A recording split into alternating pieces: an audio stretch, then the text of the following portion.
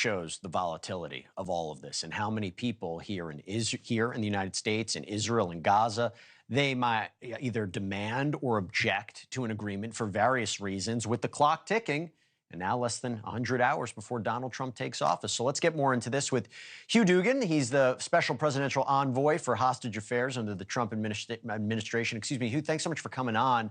I'm trying to make sense of this, right? I'm trying to make sense of the delay from Israel in voting on this, the idea of putting the blame on Israel. Is the deal, and when I say the deal, obviously it was signed, but is the deal really on track to be finalized, or is there going to be opposition from the hardline group in Israel, and might they sink it?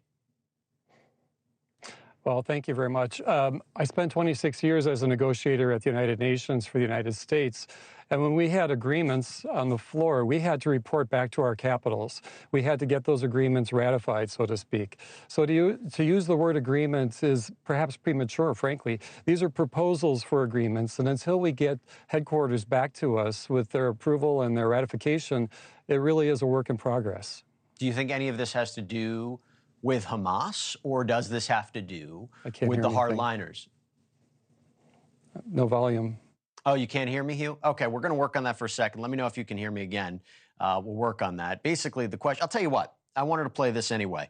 So the question that I'm going to really have is about Donald Trump and how much Donald Trump plays into this. And Donald Trump was on the Dan Bongino show. He interviewed with him. And I want to play this for you because it gives you a sense of how much this was important to him to make a deal, and actually how much his involvement, him winning the election, is now what is leading to a potential deal actually being finalized. Let's play this as number one. If we weren't involved in this deal, the deal would have never happened. No deal would have happened, and the hostages would never have probably seen life again, but they certainly wouldn't have been released for a long time. No, we changed the course of it, and we changed it fast. And frankly, it better be done before I take the oath of office.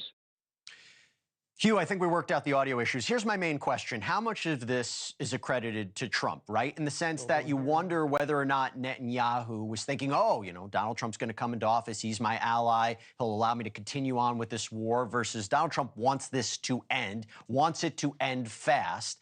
And you have to wonder, he has taken a very hardline position. This better be finished before he takes office. How much is Donald Trump and his team responsible for this? Can you hear me? Hugh, can you hear me?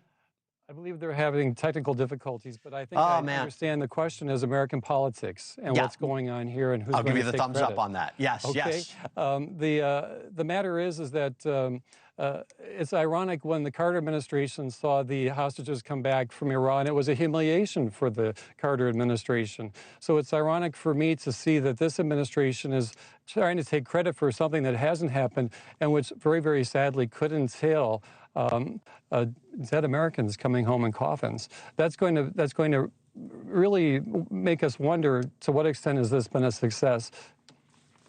Look, and we need to then also look at the question of implementation of the outcome, too. I hope that the Trump administration, having inherited this, can implement something better than the Biden administration was able to implement the Afghanistan withdrawal. That's very fair. And look, the long-term consequences of this will have to be seen. Obviously, no one is going to look at this and say it is a perfect deal. We shall see what happens in the next 48 hours, and we shall see what happens leading up to Donald Trump's inauguration. Thanks for watching. Go to joinnn.com to find NewsNation on your screen. And don't forget to click the red subscribe button below to get more of NewsNation's fact-driven, unbiased coverage.